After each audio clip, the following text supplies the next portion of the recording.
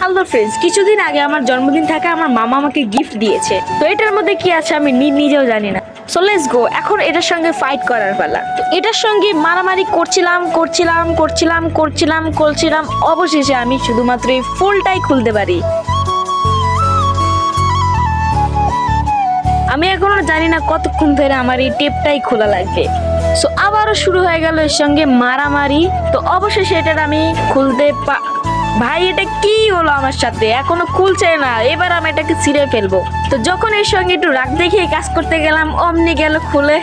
তো এটার মধ্যে কি আছে আমি এখন পর্যন্ত জানি না। তো চলো এবার এটা খোলা যাক।